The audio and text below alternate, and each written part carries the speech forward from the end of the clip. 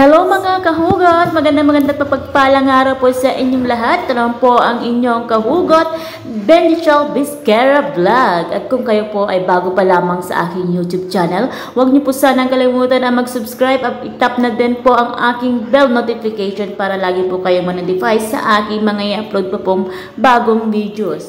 Our video for today po ay ang simpleng selebrasyon ng kung paano namin ginunita ang aming mansari ng aking dungo.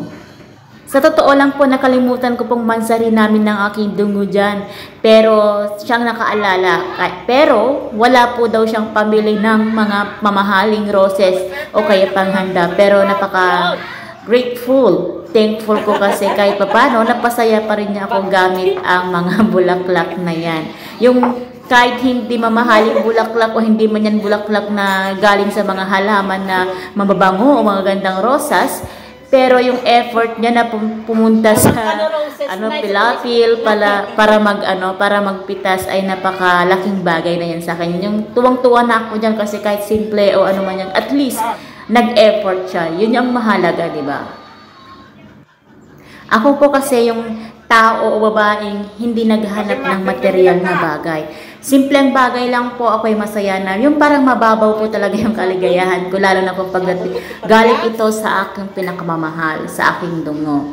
Kaya diba, tuwang-tuwa ako dito kasi kahit ganyan yung bulaklak, para sa akin maganda na siya. At sobrang napaka-effort na po. Diba? Ang simple lang ng regalo niya pero talagang makikita niyo naman sa akin na masayang-masaya ko, tuwang-tuwa ko dahil dito. At syempre ayusin pa natin yan. Sa totoo lang po, tinago-tago ko din yan noon pagkatapos niyang binigay niya, tinago ko po talaga yan. Bale, ito nga pala ay 2 months mansari namin after 4 years na walang komunikasyon ay nagkabalikan ko kami. Hanggang dito na lang po ang aking video at maraming salamat. Please don't forget to like, comment, and share na din po. Maraming salamat. God bless!